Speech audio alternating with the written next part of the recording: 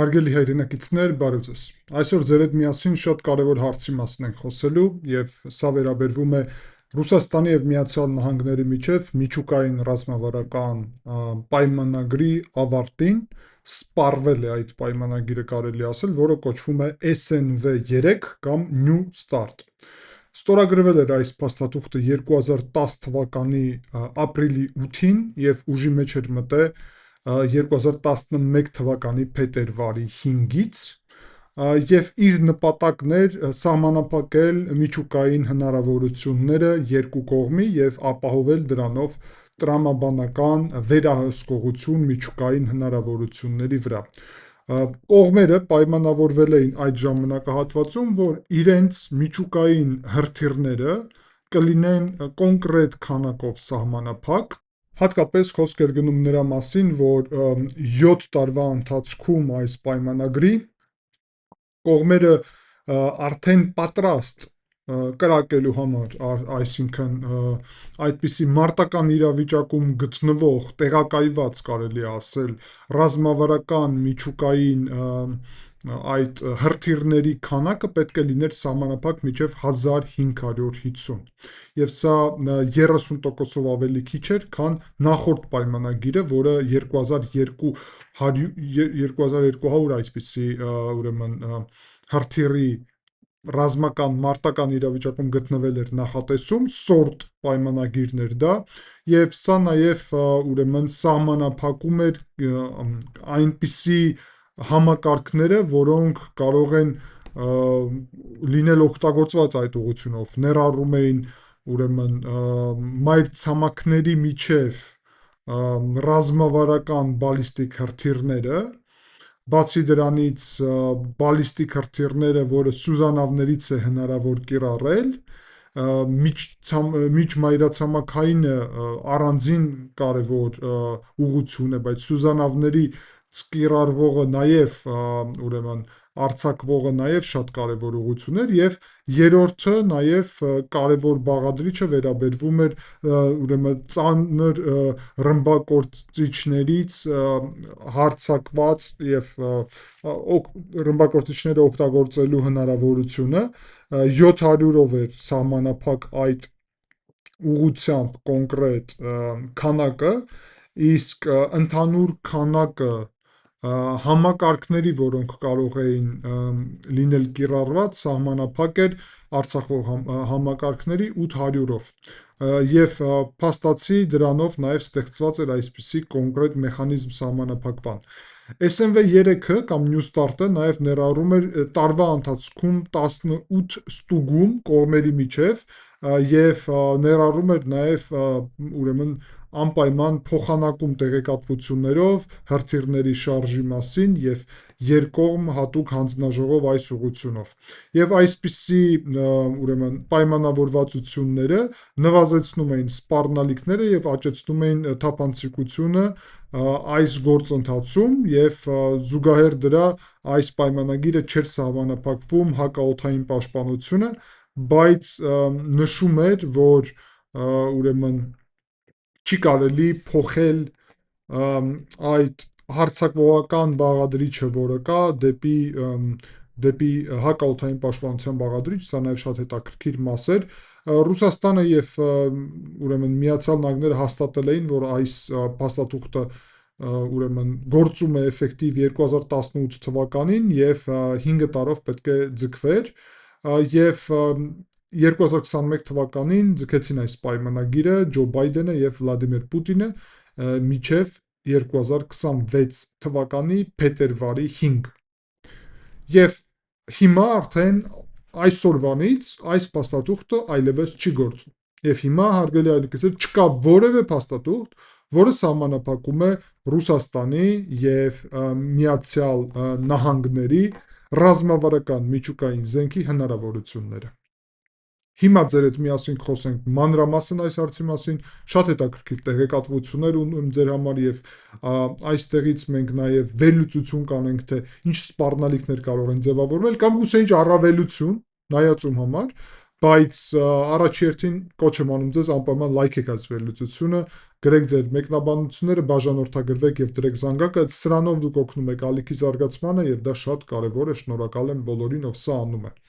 Անցնենք առաջ, հարգելի այրենակիցներ, 2023 թվականից կարելի է ասել լուրջ միջև էդ 22-ից արդեն լուրջ սրվել էին հարաբերությունները Վաշինգտոնի եւ Մոսկվայի միջև Ուկրաինայում այդ պատերազմից հետո Ռուսաստանը կարելի է ասել, որ սահմանափակել էր իր ներառումը եւ իր մասնակցությունը SNV-3 այդ փաստաթղթում։ Դրան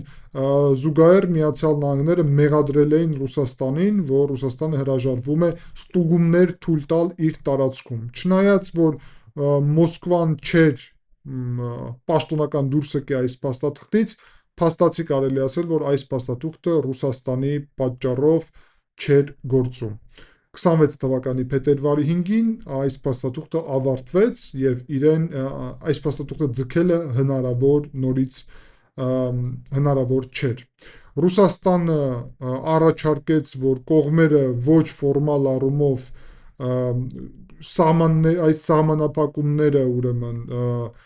որ պահպանեն քանակի, այսինքն որ այդ նույն քանակը ունենան եւ նույն տրամաբանությունով շարժվեն, բայց Միացյալ Նահանգների նախագահ Դոնալդ Թրամփը հայտարարել է, որ ոչ, դա անընդունելի է եւ նոր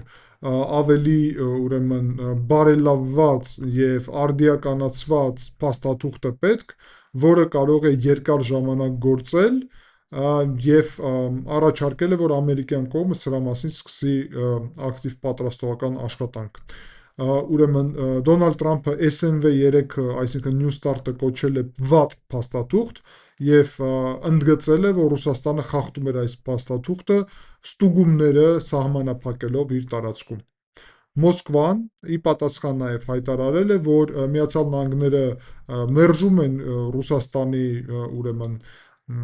առաջարկները, որովհետև կողմերը այլևս չունեն այդ սահմանափակումները եւ Ռուսաստանը պատրաստ է երկխոսությանը Միացյալ Նահանգների հետ այս հարցի շուրջ։ Ընդհանուր առումով երկու կողմն էլ ընդգծել է, որ պատրաստ են ուրեմն այսպիսի քննարկումների համար, բայց կա մեկ շատ կարևոր աշխարհագրական հարց։ Վաշինգտոնը ասում է, որ այս փաստաթղթի մաս նաև պետք է լինի Չինաստանը։ Մոսկվան ասում է Միացյալ Թագավորությունը եւ Ֆրանսիան կամ էլ նաև պետք է լինեն։ Եվ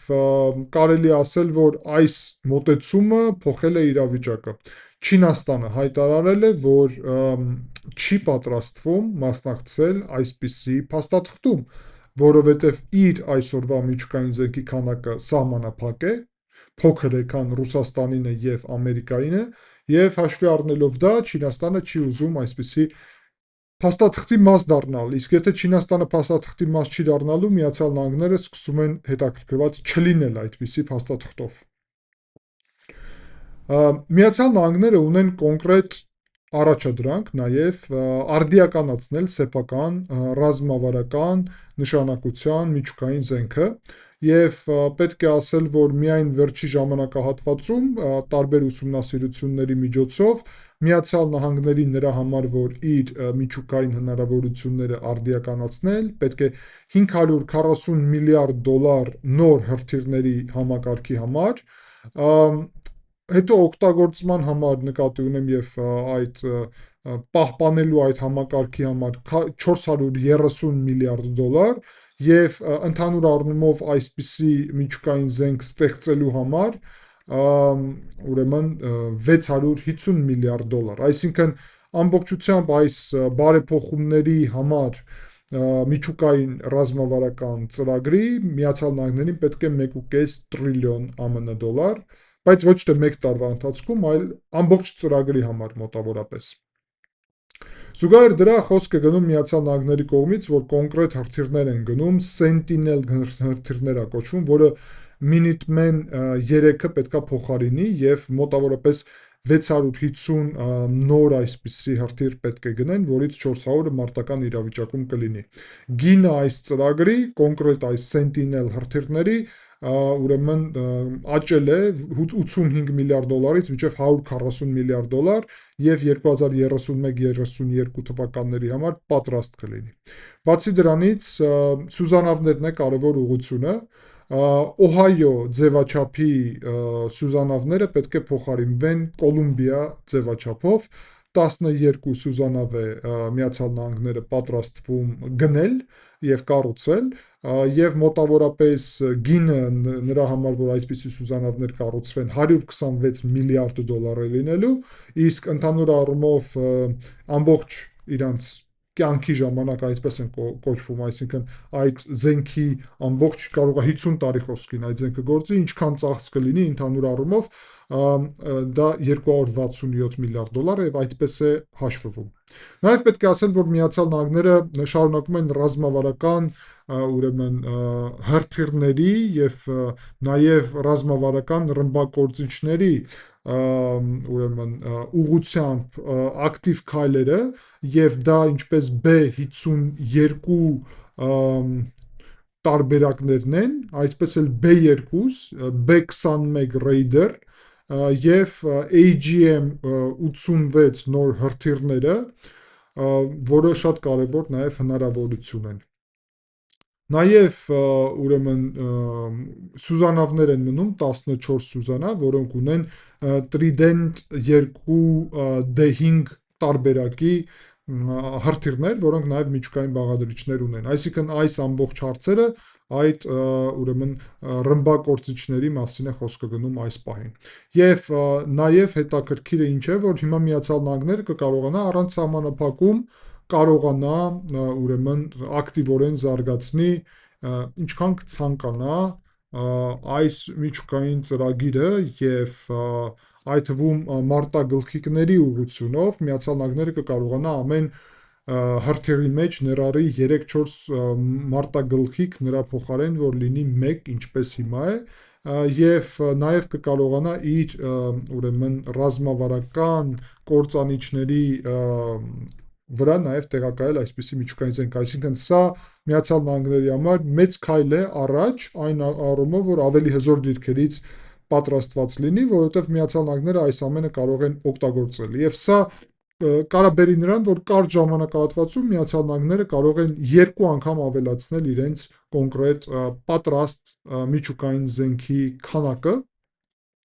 բայց պետք է ասել, որ ընդհանուր այս ծրագիրը, որի մասին մենք խոսում ենք եւ որը ոնց հասկանում եք Միացյալ Նահանգները ցանկանում է հենց այս ուղղությունով շարժվել առաջ, ներառում է մոտավորապես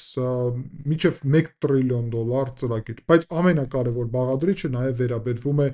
ուրեմն Դոնալդ Թրամփի նոր առաջարկությանը եւ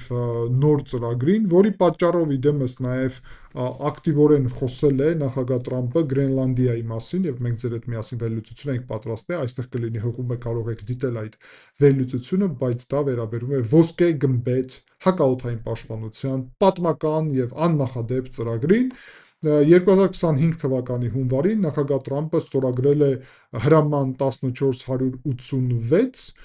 որով սկսվել է ծրագիրը ոսկե գմբեթ եւ այդ ոսկե գմբեթ ծրագիրը դա ուրեմն շատ հետաքրքիր հակաօդային պաշտպանության ծրագիր է, արեք այսպես ասեք, դա ինտեգրված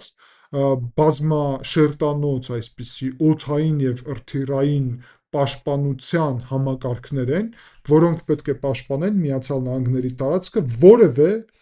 օդից եկող սպառնալիքից։ Կոնգրեսը արդեն տրամադրել է այս ուղղությամբ 25 միլիարդ դոլար մոտավորապես եւ Դոնալդ Թրամփը ակնկալում է, որ մինչև ավարտի իր ժամկետը այս ոսկե գմբեթը պետք է պատրաստ լինի։ Եվ սա իրականում ներառում է ինչպես ցամաքային, այդպես էլ ծովային, այդպես էլ տիեզերական տարբեր ուրեմն հնարավորություններ, ռադարներ եւ սենսորներ, ինչպես նաև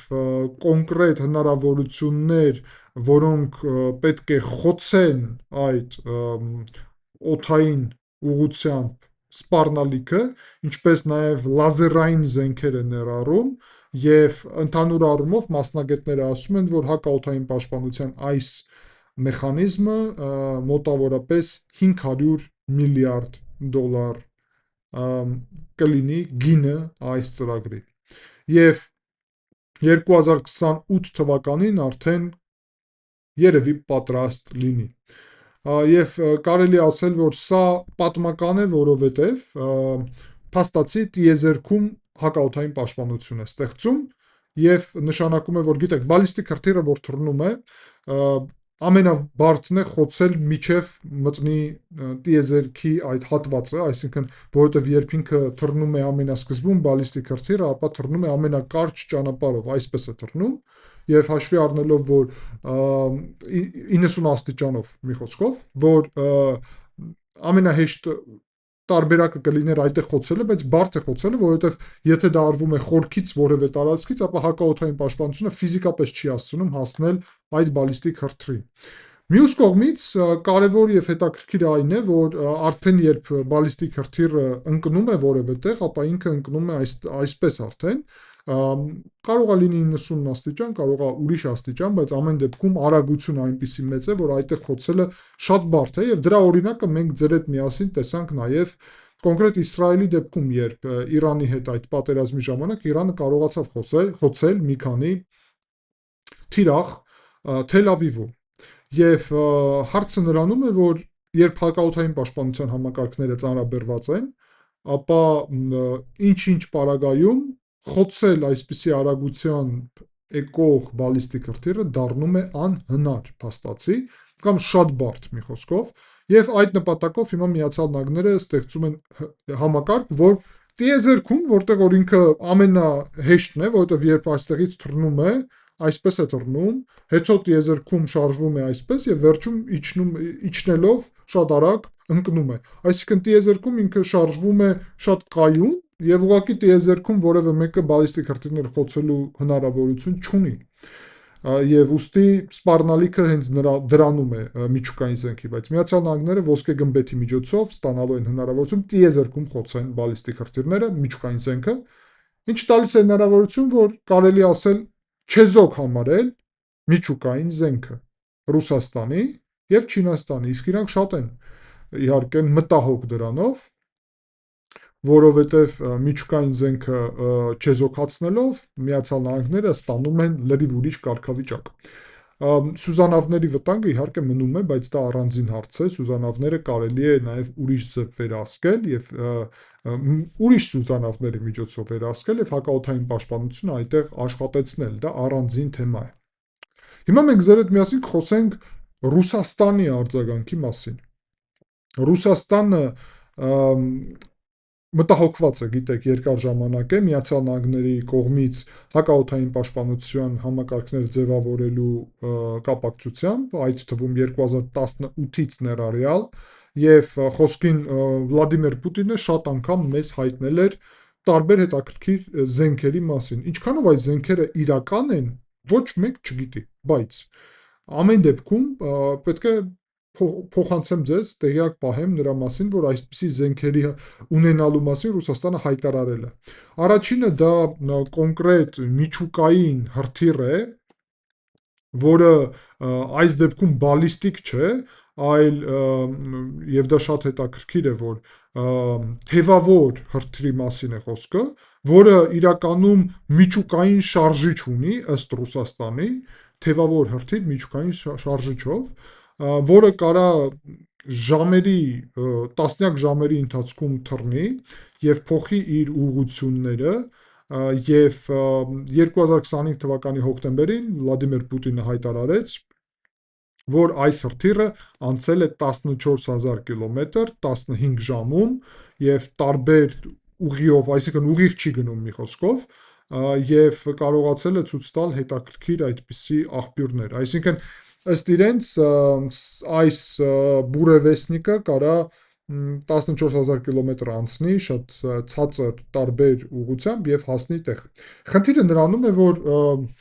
ըստ Վլադիմիր Պուտինի սա նշանակում է, որ որտեղից ուզես ռուսական այդ հրթիռը կարող է գալ։ Եթե դա իրականություն է, ապա հրթիռը կարա տարբեր ճանապարհներով գալ, այդ թվում այնտեղից, որտեղից որ հայկաղորդային պաշտպանություն կարող է չսպասի։ Խոսքին թիկունքից նկատի ունեմ, Միացյալ Նահանգների չի անպայման, այլ խոսքին Եվրոպայի։ Եթե թիկունքից կարողանա, այսինքն ոչ թե այսպես հարվածի, այլ այսպես գա մոտավորապես հարվածի,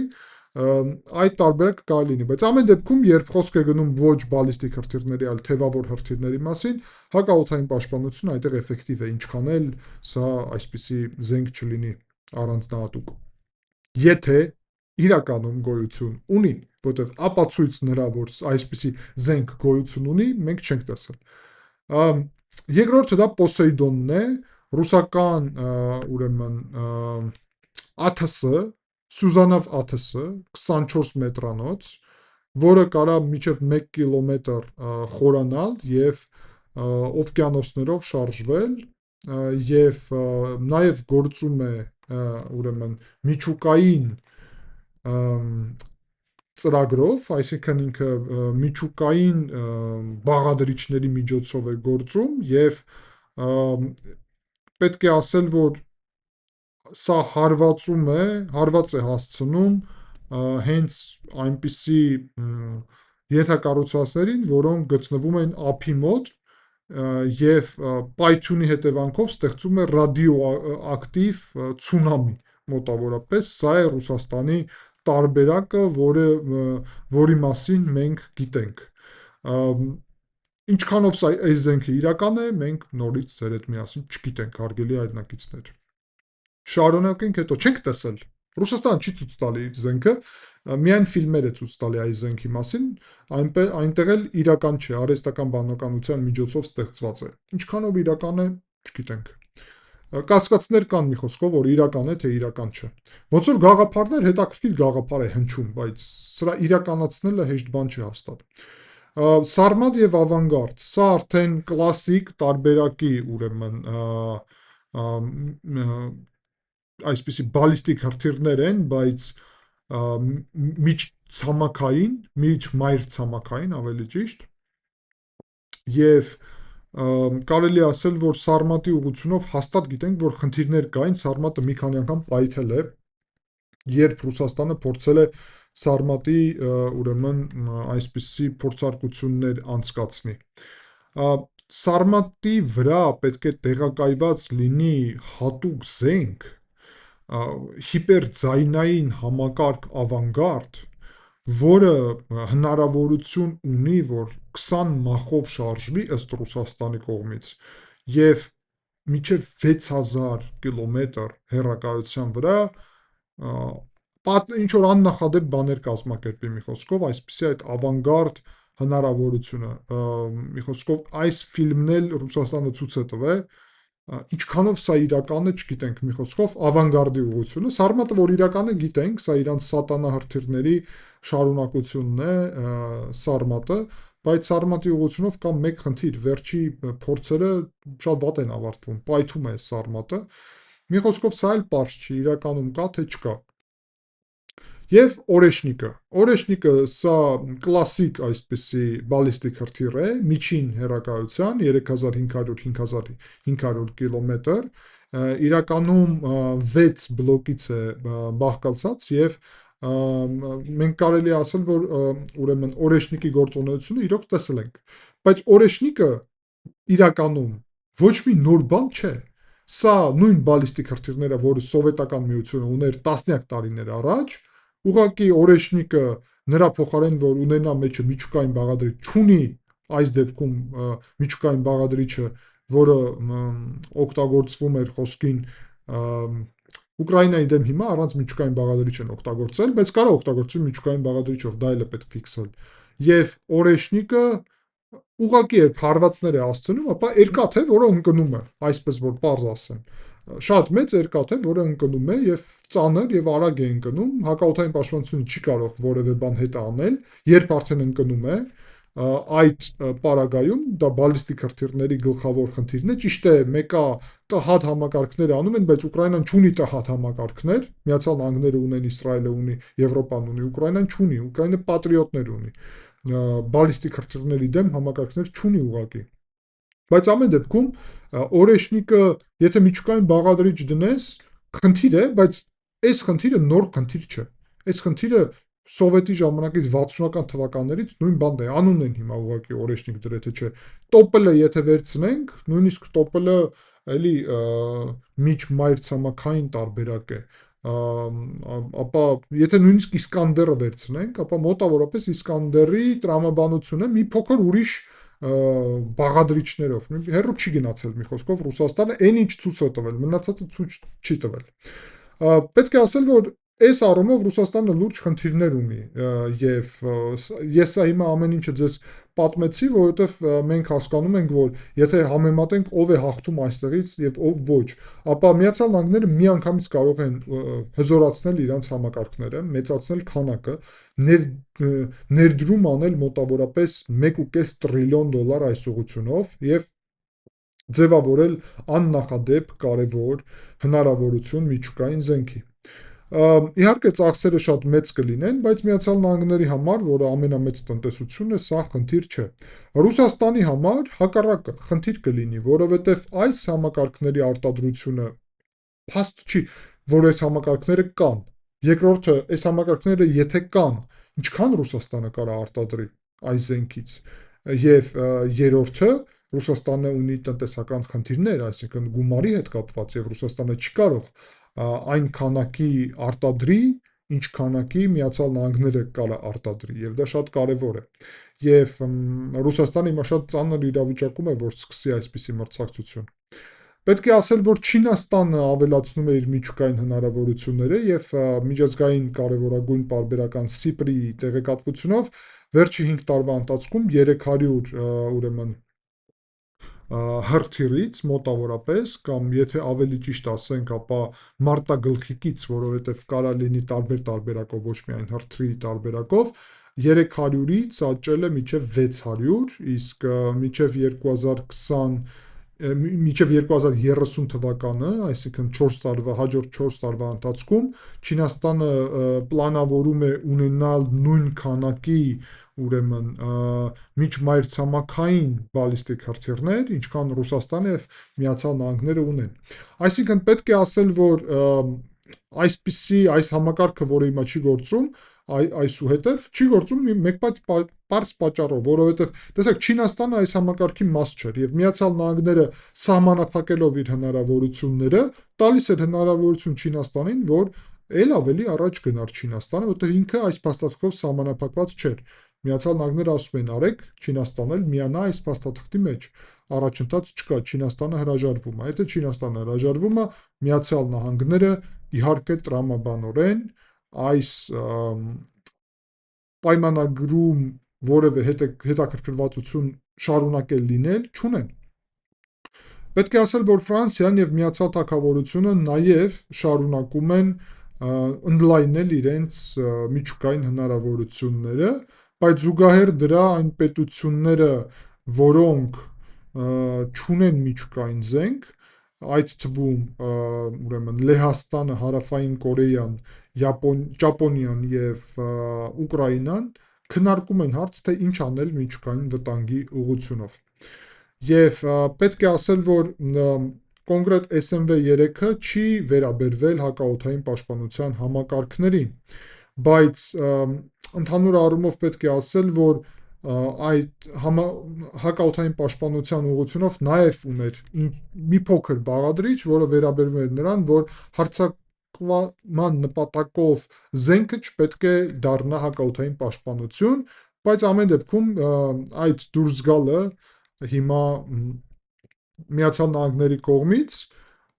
ուրեմն շատ հետաքրքիր տարբերակ է տալիս, որովհետև նույն ոսկե գմբեթը տալիս է հնարավորություն լուրջ արդեն մի քայլ առաջ անցնել եւ փոխել դինամիկան։ Ասեմ ձեզ, որ Չինաստանը եւ Ռուսաստանը շատ են մտահոգված ոսկե գմբեթով, որովհետեւ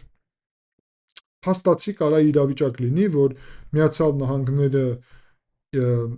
պատերազմի դեպքում Միացյալ Նահանգներին խոցելը կարող է դառնալ անհնար ոսկե գմբեթի շնորհիվ։ Եվ Դոնալդ Թրամփը դա շատ լավ հասկանում է։ Դրամարել ուզում է Գրենլանդիան եւ Կանադան, ինչ որ առումով, եւ դրամարել ուզում է ոսկե գմբեթը տիեզերքում, Եվ կարողանալու է դրանով սահմանափակել Չինաստանի և Ռուսաստանի սպառնալիքները։ Դոնալդ Թրամփը ասում է նոր պայմանագիր, կամ ստորագրում եք նոր պայմանագիր, կամ անում ենք այն, ինչ ցանկանում ենք։ Ռուսաստանը պահանջում է, որ Միացյալ Թագավորությունը եւ Ֆրանսիան նաեւ լինեն այս փաստաթղթի կողմ, եւ որ սահմանափակումներ լինի նաեւ ԱԹՍ-ների ուղղությունով եւ այլն։ Ընդհանուր առումով այս մերժում չի եղել կոնկրետ այս ուղղությունով, բայց պետք է ասել, որ ՄԱԿ-ի գլխավոր քարտուղարը համարել է այս փաստաթղթի ավարտը շատ մեծ խնդիր եւ կոչ է արել, որ նոր փաստաթուղթ այդպիսի ձևավորվի։ Ընդհանուր առումով կձևավորվի, թե չէ կտեսնենք, բայց կասկածում եմ անկեղծ ասած, որ մոտակա ժամանակահատվածում ձևավորվի։ Պետք է նաեւ ասել, որ փաստաթուղթը ընդհանուր առումով, տեսեք, տրամաբանական շղթա է, հիմա որ ավարտվել է արդեն եւ առաջի անգամ կես դարվա ընթացքում չկա սահմանափակումներ ռազմավարական միջուկային զենքի ուղղությամբ, ապա դա հիմա ստեղծում է հնարավորություն Ռուսաստանին եւ Միացյալ Նահանգներին մրցակցության մեջ մտնել, բայց ով է հաղթելու այդ մրցակցության մեջ, պարզ է։ Այսինքն Ռուսաստանին իրականում սա ձեռ չի տալի եւ Ռուսաստանը պետք է մտահոգված լինի, այլ ոչ թե Միացյալ Նահանգները։ Եվ իրականում մտահոգված ոչ թե այդքան զենքի արտադրությունով, այլ ոսկե գմբեթով։ Եվ Չինաստանի խնդիրը կմնա օրակարգային եւ ամենակարևոր, եւ կարելի ասել, որ այստեղից մենք մտնում ենք միջուկային զենքի ուղղությամբ ել ավելի բարդ իրավիճակի մեջ, հարգելի հայրենակիցներ, որովհետեւ կիրառման հնարավորությունները, հավանականությունը եւ այլն մնում է ել ավելի խնդրահարույց, այսինքն միջուկային զենքը քանակը հնարավորությունները եւ այլն լուրջ աճում են այս ժամանակահատվածում եւ շարունակելու են աճել, մինչեւ չլինի նոր փաստաթուղթ։ Եվ ուղիղ ասեմ ձեզ, որ միջուկային պատերազմի հավանականությունն էլ կտրուկ աճել է այսօրվանից։ Կտրուկ աճել է, որովհետեւ սահմանափակումներ չկա, վստահություն չկա, ստուգումներ չկա։ Եվ դա բերելու է նրան, որ կարա իրականություն դառնա միջուկային ուղղությամբ ել ավելի մեծ սրումները աշխարհում։ Ամեն դեպքում մենք շարունակենք ձեր հետ միասին այս հարցին հետևել, որովհետև սա մեծ կարևորություն ունեցող հարց է եւ ամբողջ մարդկությանն է վերաբերվում։ Շնորհակալություն ուշադրության համար, կհանդիպենք ցտեսություն։